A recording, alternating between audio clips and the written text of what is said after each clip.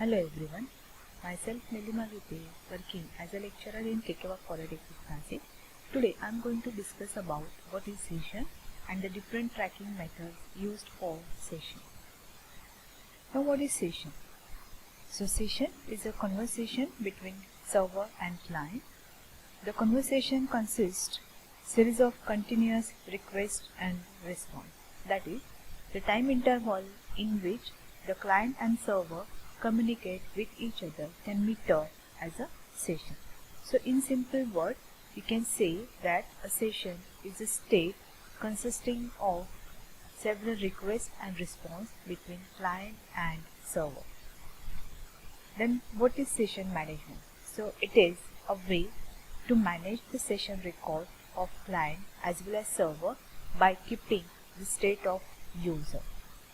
In short, the session is used to manage the session record in the form of state information of user.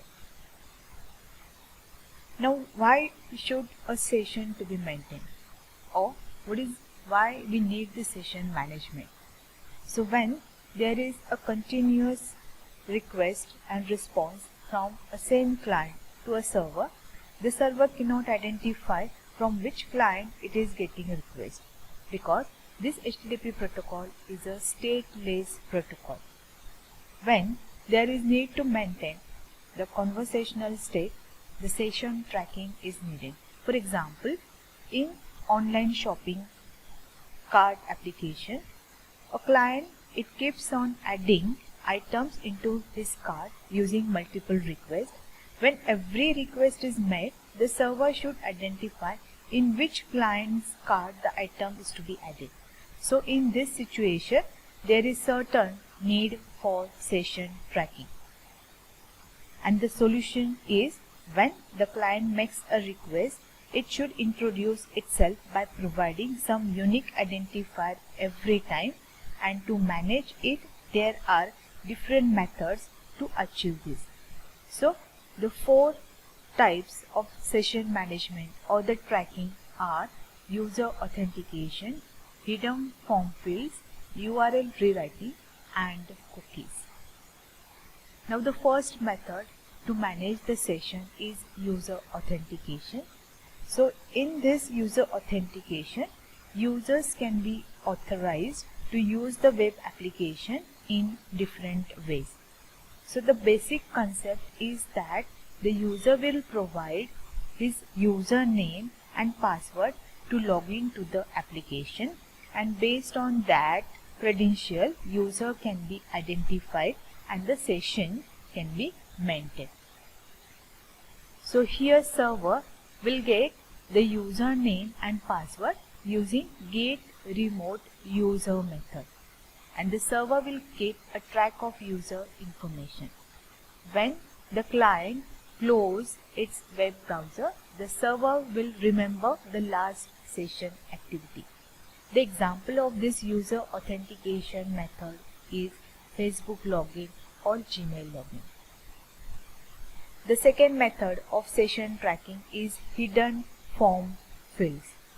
So hidden form fields are the hidden text fields, that is invisible text fields, which are used to maintain the state of user. These hidden fields are not visible for client. So hidden fields can be inserted in the web page, and the information can be sent to the server for the session tracking. These fields are not visible to the client, but can be viewed using view source option from the browser. This type does not need any special configuration from the browser of server, and by default available to use for session tracking. This can be used for session tracking when the conversation included static resources like HTML pages. So hidden form fields can be used using input type is equal to hidden. The name of hidden field is given, which is uname, and the value which is assigned to the hidden field is specified using value is equal to XYZ. For example, when the user registration form is submitted, at that time the server will remember the state of user. Then the third method used for session tracking is URL rewriting. So whenever the client made a request, the additional information along with that request will be sent to the server. In general, the added additional parameter will be the session ID. When the session ID is given along with the URL, that session ID is preceded by ampersand sign. So it will suffice to track the session. But the disadvantage of this method is we need to keep track of the parameter as a chain link until the conversation completes. So for example, here when user types www.mspt.com URL, then the server will append the ID number, that is the session ID is equal to 252 by rewriting to it. Then the last method of session tracking is cookie. So the cookies are mostly used technology for the session tracking. So cookie is a small piece of information that is passed back and forth in the HTTP request and response. These are the text files stored on the client machine, and they are kept for various information like the name of cookie, the value of cookie, and some optional attributes such as comment, path, then domain, as well as the maximum age and the version number. Now how cookie works. So when client made a request and it is given to server, the server will send response to client along with the cookie. So all this information, that is the name, value, domain, path, will be stored in this cookie. So when the response is sent to client, along with that response the cookie will be sent. When client made the another request to the server, along with that request the cookie information will be sent to the server. So from this cookie information the server will identify the client request, that is from which client the request is made. Now there are two types of cookies, non-persistent cookie and persistent cookie.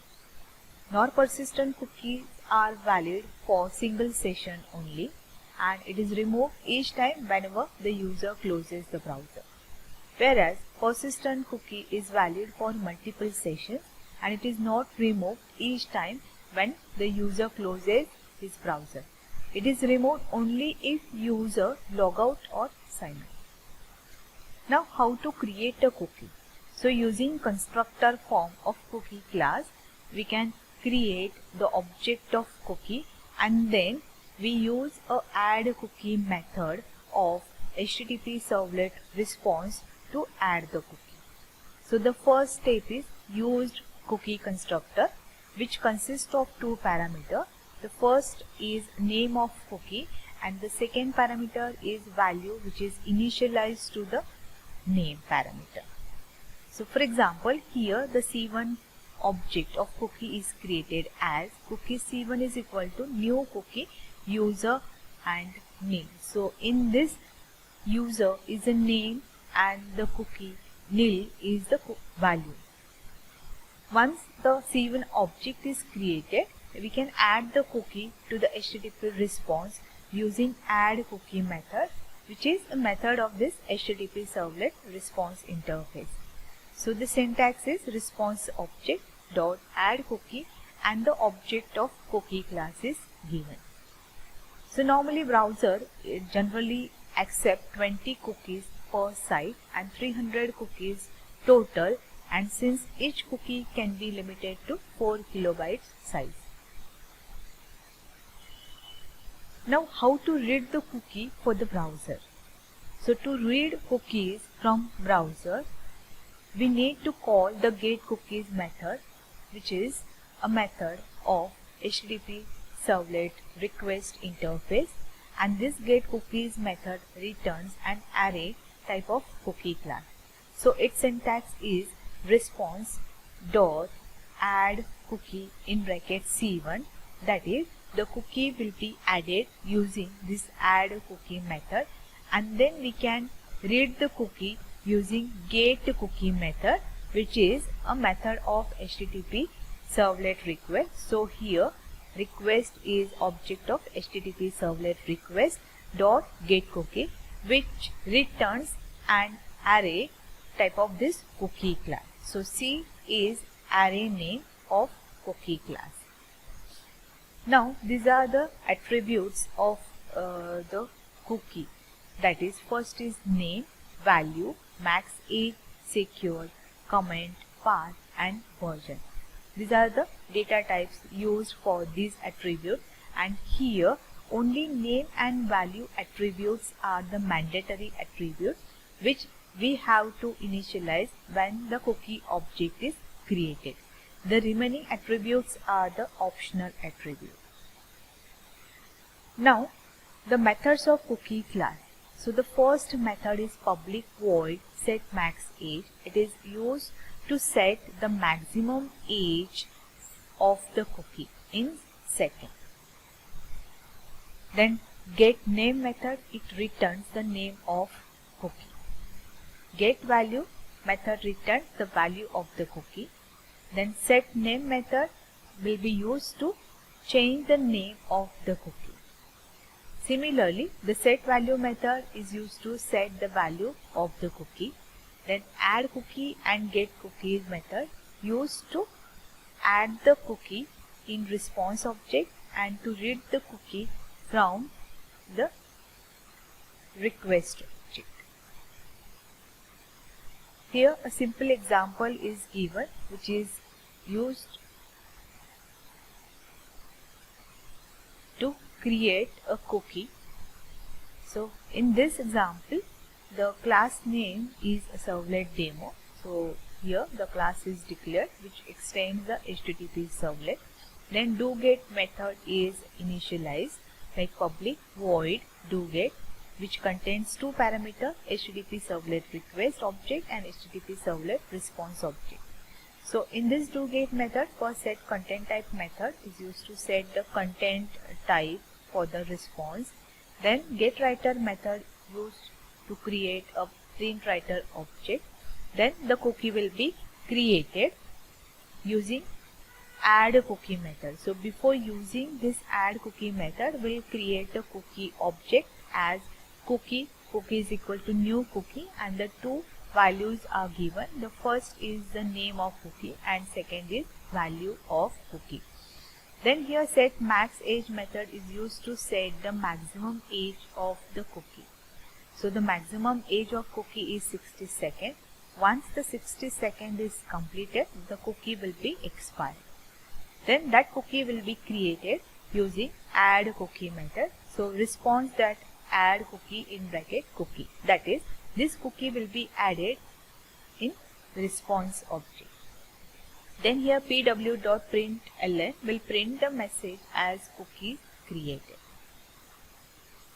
Similarly, we can get the cookies using getCookies method will return the array of cookie class. So here statement is cookie ck square bracket is equal to request.getCookie.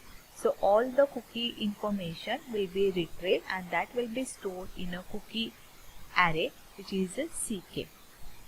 So from this ck array, here this print method, it displays the value of cookie using this ck in square bracket 0 dot get value method.